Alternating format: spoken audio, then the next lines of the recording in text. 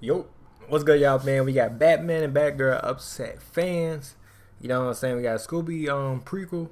First look, we got the Flash get crazy and more, man. So, hey, I like these videos, man, because it give me, you know what I'm saying, some movies that I never heard of, and they you know what I'm saying, I want to probably check out, you know what I'm saying, type shit. So, yeah, let me know y'all like these videos, man. Let me know the kind of low, and yeah, though, let's see what's going on with Batgirl and Batman and shit, and the rest of the news and shit. But yeah, let's get it. And I got some food too. You see me eating food? Hey, I got some food. Yeah, no cap. But yeah, let's get it. Hey guys, thanks so much for clicking on episode Side Flick. My name is Chris. Since we're on the last Side Flick before Christmas, it's only right we plug little Santa Boy one last time. Oh yeah, for the New Year. No cap. Oh, that's nice. Some of the things we'll be touching upon on this Side Flick is, man, we gotta talk about the whole DCEU universe, because it feels like everything is on fire and some people are pissed or really happy. We also have our what's going on, man? Why everybody pissed? Why everybody pissed first out, look man? at What's going details on? with the SCOOB Prequel, along with how some fans are really pissed off with the Batgirl movie and who they chose to be their Batman. That along with so much more, so you guys So what's going on, man? already know the drill. Leave your thoughts and comments down below with everything we discuss here today, so let's just get jolly and started, alright? One of the first things I wanted to touch upon real quick is we got some updates on the upcoming Christine reboot. This is based on the Stephen King book and movie about Christine, the killer car. And well, the director of the upcoming reboot went ahead and gave us a couple of more details on what to expect with this Christine reboot. One of the first things he said is he's going to be taking inspiration from one of Stephen King's most iconic adapted movies, and that is The Shining, saying exactly, this is much more beholden to the concept of the Overlook on wheels, or the vampiric relationship between the car and Arnie. I think it's so funny that a lot of times when people go ahead and adapt these Stephen King books into live action form, the number one thing they always want to go to is, oh, we're gonna do it like The Shining,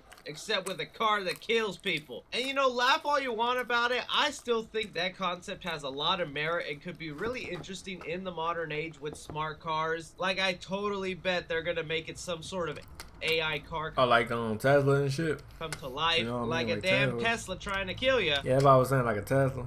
But the main thing they want to do with this movie as opposed to the previous movie is stay way more faithful to the book, where we have this lovable quote when asked if Christine will better adapt the three-way love triangle that goes on between Arnie, the car, and his girlfriend Leia. The director went ahead and said, our version of Christine will be horny as hell. Give me every... Wait, what? Wait, say that again? Our version of Christine will be horny as... What they mean by that? Oh, this bitch gonna be rated R. It's rated R. That's dope as hell. Now they say that, I might check it out. They said Chris will be on. I might check it out. Though. No cap. If they say that shit, I might check it out though. Just for that. No cap. Other than that, I might have to check that motherfucker out. No cap, y'all. No cap. Christine will be horny as hell. Give me every ticket you have to this damn killer.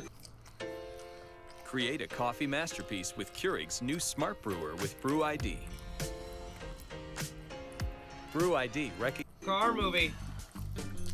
Like I said, it's a Stephen King property. It's about a car that kills people.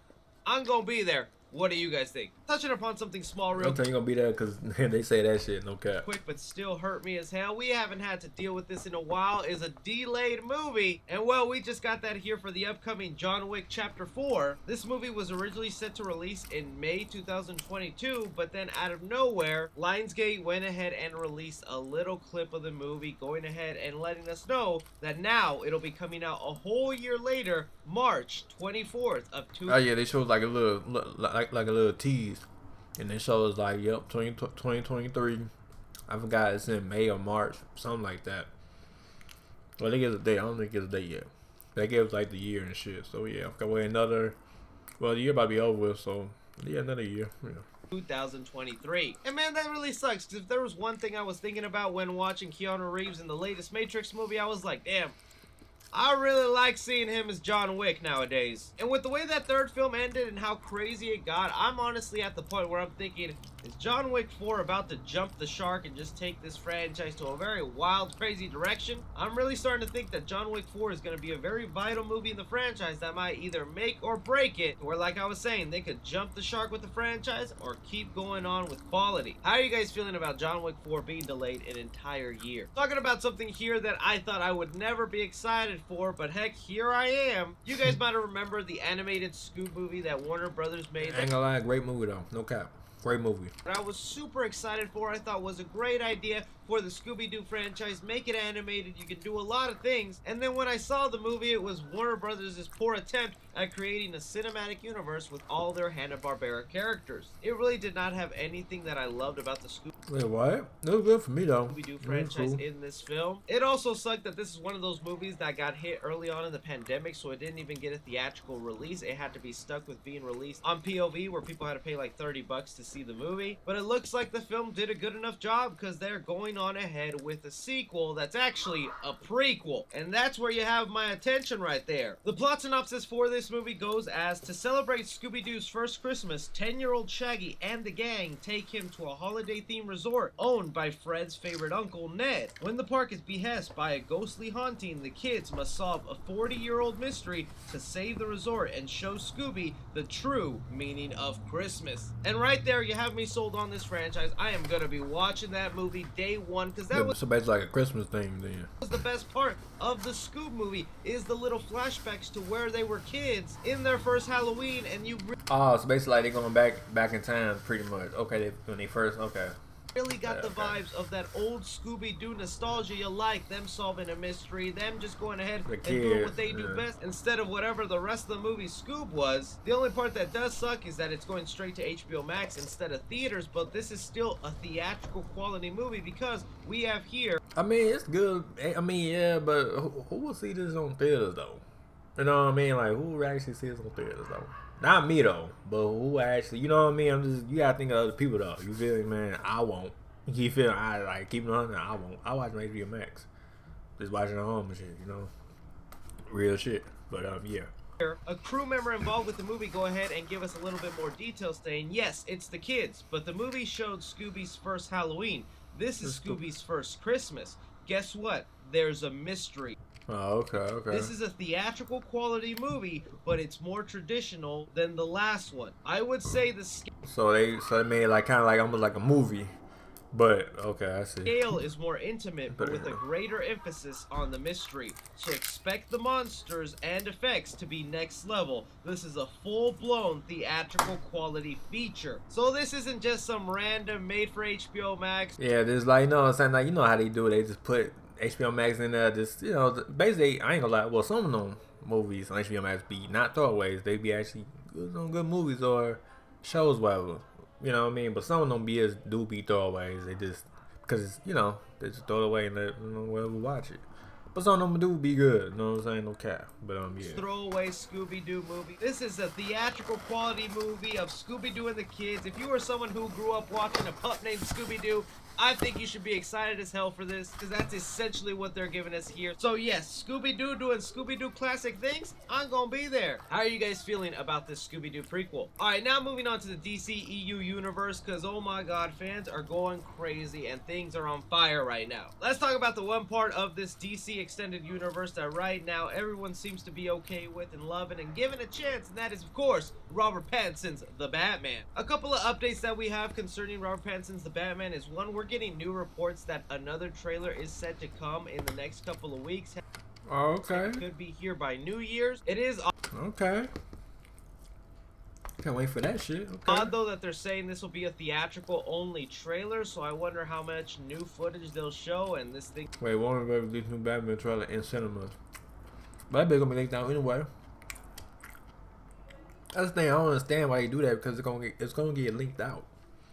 But we see though, we see. Will of course leak online, probably forcing Warner Brothers. That's what I was saying though. It's gonna get. That's why I was like, I don't know why they be doing that shit. It's like Batman. It's like not Batman. It's like Doctor Strange though. The whole trailer was linked out on Doctor Strange though. I saw that bitch too, but the whole bitch was linked out. So it's like, why do all that troll just to put on cinema? You know that they know that shit will get linked out. So it's like, put that bitch on Warner Brothers page like y'all always do. Show us the trailer, cause what movie y'all gonna show it on in cinema? I'm trying to think. I don't know. Spider-Man probably. You know, I don't know. So link that because it's gonna get linked out though. So you feel me? It's like less trouble. Come on now. No, I mean less trouble, man. But hey, I don't know. To make it HD online. But other things we got revealed with Robert Pattinson's The Batman that I found kind of interesting here is Empire Magazine not only went ahead and revealed several photos involved with the movie, they also did interviews with the cast and director, and a lot of the details and stuff we've heard before, like where Matt Reeves is talking about this is not year one Batman, this is not an origin story, but it will be early days Batman who's still trying to figure out the ropes. And really that excites me because when it comes he started calling the living room the home theater once we put the Sonos in. We have a dimmer so we can bring down. to Batman, I guess I am tired of seeing his origin, but I'm also tired of them trying to always adapt the Dark Knight Returns novel. I feel like we barely ever get movies where Batman is right at his peak in the middle before being new and old. The other interesting detail that he dropped here about the Batman that I was like, oh, that's kind of funny, is one that he mentions in this movie that Bruce Wayne is living in Wayne Tower, and Wayne Manor he instead has turned into an orphanage. I feel like that's really different right there for Batman already. Why does Warner Brothers hate the Wayne Manor mansion so bad, man? You destroyed it in Ben Affleck's world, and now Batman ain't even living it in Robert Pattinson's? But the idea that he went ahead and turned it into an orphanage, I guess will also speak to some of the details in this movie, because in that Japanese trailer they dropped a while back, there were photos of little Bruce Wayne and what is said to be little Riddler, where they were in the same orphanage, and that just might be a connection that they have together, that they started off in the same place before they took wildly different directions with their career paths. So yeah, just a couple little tidbits on the Batman, but still extremely excited for this movie. Let me know your guys' thoughts. Now starting to get into some of the messy nitty gritty here. First up with the upcoming Flash movie. Now you guys know I'm extremely hyped for the upcoming Flash film, not only to see Ezra Miller's The Flash and what they can do with his solo movie, but just introducing the multiverse and showing all different kinds of universes from DC past movies, kind of like what Marvel did with No Way Home and what they're gonna do with Doctor Strange 2. We now yeah, like the multiverse shit. have a bigger idea of how crazy they're gonna go with this multiverse, with bringing in some characters that we thought were. So about him, I was saying both movies doing this pretty much the same shit, just different project, different companies and shit. But yeah.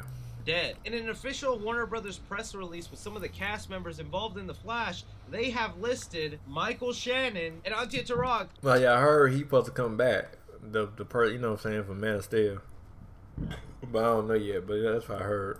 Two characters that played General Zod and Fora, one of the lieutenants involved with Zod. I'm like, what the heck is going on with this Flash movie, man? You're bringing back General Zod into this film. I can't imagine it'll really be that big of a role. I don't think he's gonna end up being the big bad guy or anything, but this just goes to show you why the Flash movie is a very vital film for DC, so they can go ahead and explain the craziness that's involved with. Like, how they gonna explain all this though? Because people, like casual people, I call myself, I don't say casual. I know some shit like Flash, but how they gonna explain to people though about all this crazy shit? You know what I mean? Like, how they gonna do that? Like, that's what I want to know, because it's too much shit going on in this movie. You know what I mean? But kind of like multiverse too. Doctor Strange, same shit. You know what I'm saying? A lot of actors gonna be in that bitch too. So. Yeah. Their universe, because not only is this supposed to be a good solo Flash movie, it's supposed to also fix the crazy continuity mess that they have set up with trying to rush a cinematic universe. I think the inclusion of General Zod here is going to be their way of kind of messing with some things with Man of Steel. I really hope it's not them getting rid of Henry Cavill as Superman, because that would make me really sad, but it might be them messing with some events or showing an alternate reality where maybe General Zod won and beat the Man of Steel. It's just every time we get introduced to new cast members in the Flash movie, who we are set to get already: Wonder Woman, Aquaman, now these people from Man of Steel, Michael Keaton Batman, Ben Affleck Batman, Supergirl. I feel like it's no wonder the Flash movie went through like 7 different directors before Warner Brothers finally found one. Oh yeah, that's why. Yeah, because they was just like, what the fuck, you know what I mean? Damn, that's crazy. 7 directors, they just went.